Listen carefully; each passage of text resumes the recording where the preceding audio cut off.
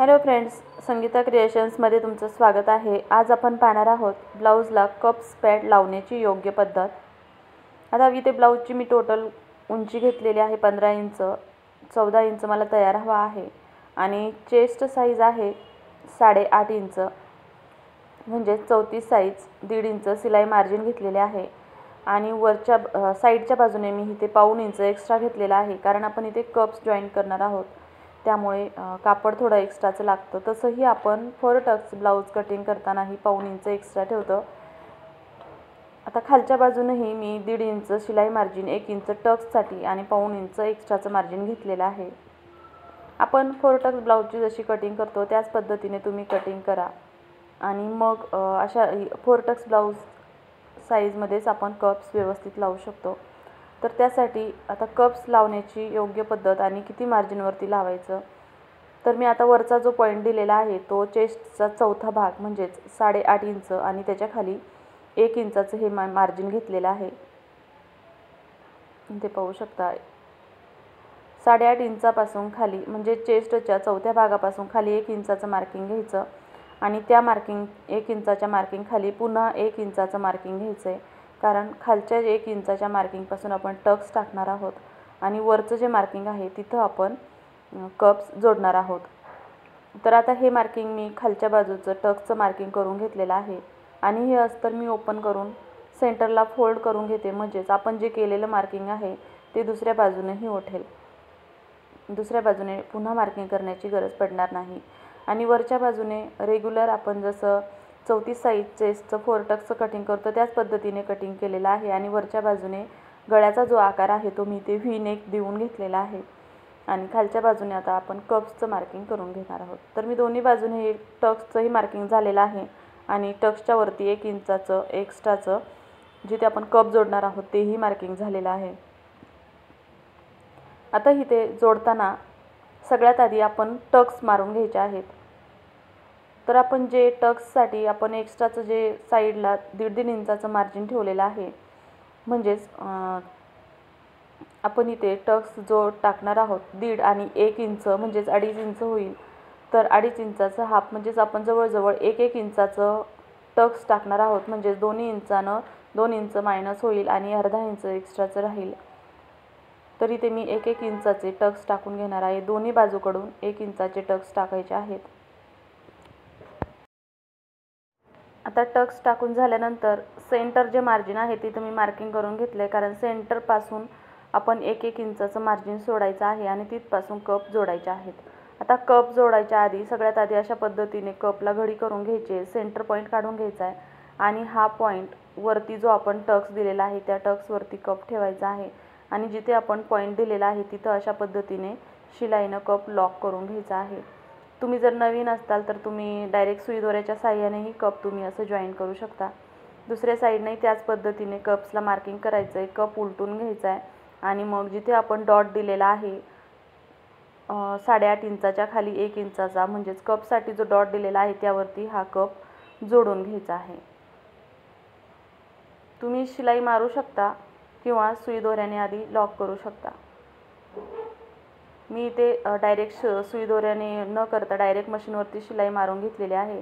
तुम्ही जर नवीन असाल तर तुम्ही अगोदर सुई दोऱ्याने कप्स जोडून घ्या, म्हणजे तुम्हाला ते सोपं पडेल। आता हे इथं पाहू शकता कप जोडून झालेला आहे, तर ते आपण कप सुईचे करून घेऊया। हे अशा पद्धतीने कप आणि आपलं हे फ्रंट पार्ट तयार झालेला आहे। आता फ्रंट पार्ट तयार झाल्यानंतर आपण जे मेन ब्लाऊजचं कापड आहे त्यालाही अस्तर जोडून घेतलेलं आहे। सेम जसं आपण त्यावरती जिथे कप्स लावले अस्तरला त्याला जे मार्किंग करून कटिंग केलेलं होतं त्याच पद्धतीने यालाही मार्किंग करून कटिंग करायचं आहे आणि ह्याचे पण दोन्ही बाजूचे जे टक्स आहेत ते व्यवस्थित करून घ्यायचे आहे। जेवढं टक्सचं मार्जिन कप जोडताना केलं होतं तेवढंच कपचं मार्किंग ह्यालाही करून घ्यायचं आहे। हे कटिंग करताना सोबत कटिंग करून घ्यायचं आहे, म्हणजे कमी जास्त होणार नाही। म्हणजेच आपल्याला इथं ब्लाऊजला लावताना अस्तर 2 लागतील आणि ब्लाऊजचं कापड 1 लागेल। ब्लाऊजचं कापडलाही इथे हे ऑर्गेन्झा असल्यामुळे मी इथे डबल त्याला अस्तर जोडून घेतले आणि टक्स मारून घेतले, पण जर कापड जर व्यवस्थित जाड असेल तर पुन्हा अस्तर लावण्याची गरज येत नाही, मग तुम्ही डायरेक्ट ब्लाऊज पीसलाही टक्स मारू शकता। पण इथे पातळ असल्यामुळे मी त्याला आतल्या बाजूने अस्तर लावून घेतलं आहे आणि मग त्याला टक्स मारलेत। आता इथे टक्स मारून झाल्यानंतर ब्लाऊजचं जे कापड आहे त्याच्या सुईच्या बाजूने हे अशा पद्धतीने ठेवायचे की कप वरती आले पाहिजेत, म्हणजेच ह्याला आपण ज्यावेळेस खालच्या बाजूने फोल्ड करू तर ते खालच्या बाजूने आतमध्ये जाईल. आता इथे आपण 1/4 इंच शिलाई मार्जिन घेऊन पूर्ण शिलाई मारून घ्यायची आहे कमरेच्या भागाला. ही शिलाई मारताना खालचा टक्स आणि वरचे जे आपण अस्तरला टक्स दिलेले आहेत ते एकसारखे येतात की नाही ते पाहिजेत आणि मग एकसारखी शिलाई मारून घ्यायची आहे. आता शिलाई मारून झाली की अशा पद्धतीने अस्तर आतल्या बाजूने फोल्ड करून घ्यायचं आहे आणि मेन ब्लाऊजचं कापड वरच्या बाजूने येईल. आता खालच्या बाजूने पुन्हा एक व्यवस्थित दाबटीप मारून घ्यायची आहे. खालचं अस्तरचं कापड आणि जे मेन ब्लाऊजचं कापड आहे ते व्यवस्थित सेटिंग करायची आहे, व्यवस्थित एकमेकावर सेट करायचे आणि एकदम फिनिशिंगसह खालच्या बाजूने पूर्ण कमरेच्या भागावरती शिलाई मारून घ्यायची आहे.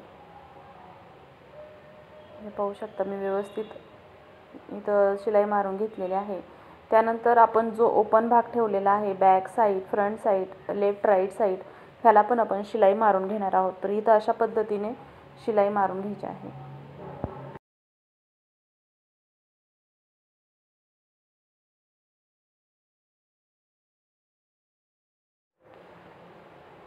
आता जो गळ्याचा आकार आहे तिथंही शिलाई मारून घ्यायची आहे आणि मग ह्याला आपण पट्टी लावणार आहोत.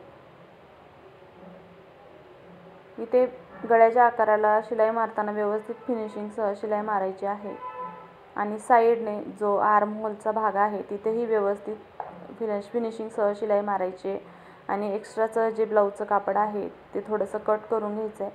खरं तर आपण एकसारखं कटिंग केलेलं आहे पण स्टिचिंग करताना थोडंसं कमी जास्त होतं, तर मग इथे मी एक्स्ट्राचं कापड कट करून घेतलेलं आहे. त्याचप्रमाणे गळ्याचाही आकार कट करून घेतलेला आहे. आता हा आकार आहे इथं तुम्ही कॅनव्हास वापरू शकता किंवा डायरेक्ट तुम्ही साईड पट्टीही काढू शकता. आता इथे माझ्याकडे जे अस्तरचं कापड आहे त्याचीच मी इथे पट्टी काढून घेणार आहे आणि त्याचाच गळ्याला आकार देणार आहे. त्यासाठी मी 1.25 इंच रुंद पट्टी घेतलेली आहे आणि लांबी गळ्याच्या लांबीपेक्षा थोडीशी एक्स्ट्रा पकडलेली आहे. आणि आता हिला मी एक साईडला अगोदर शिलाई मारून घेते पट्टीला, म्हणजेच आपण फोल्ड करताना व्यवस्थित फोल्ड केली जाईल. पाहू शकता अशा पद्धतीने मी ही साईड पट्टी जी आहे ती एका बाजूने फोल्ड करून त्याला शिलाई मारली. त्यानंतर फोल्ड केलेली बाजू वरच्या बाजूने ठेवायची आणि जी ओपन बाजू आहे त्या बाजूकडून आपण अशा पद्धतीने शिलाई मारायची. जे ब्लाऊजचं कापड आहे, आता इथे जरा ब्लॅक कलर असल्यामुळे व्यवस्थित कळत नाही, पण जे मेन ब्लाऊजचं कापड आहे त्याच्या वरच्या बाजूने ही पट्टी ठेवायची आहे आणि मग शिलाई मारायची आहे गळ्याच्या आकारानुसार. आता इथे व्ही आकार असल्यामुळे इथं आकारावरती व्यवस्थित लक्ष द्यायचं आहे आणि मग ही कॉर्नरला पट्टी थोडीशी फोल्ड करायची जिथे व्हीचा आकार आहे तिथं आणि मग ही पट्टी जोडून घ्यायची आहे. आता इथे सेंटरला छोटासा कट द्यायचा आहे. साईडलाही छोटे छोटे कट देऊ शकता किंवा डायरेक्ट फोल्ड करू शकता. आता सेंटरला मी कट दिल्यानंतर ही पट्टी पूर्ण आतमध्ये फोल्ड केलेली आहे आणि एकदम कडेवरती आता हिला दाबटीप मारून घेत आहे. तर हिला कडेवरती दाबटीप मारून झाल्यानंतर मी इथे लेस लावून घेतलेले आहे गळ्याच्या आकाराला. पाहू शकता सुंदर असा कप लावलेला ब्लाऊज तयार झालेला आहे आणि शिवाय सुंदर असा व्ही-नेक गळाही तयार झालेला आहे. तुम्ही हा पूर्ण व्हिडिओ पाहिल्याबद्दल खूप खूप धन्यवाद आणि तुम्हाला जर व्हिडिओ आवडला असेल तर चॅनलला लाईक, शेअर आणि सबस्क्राईब जरूर करा.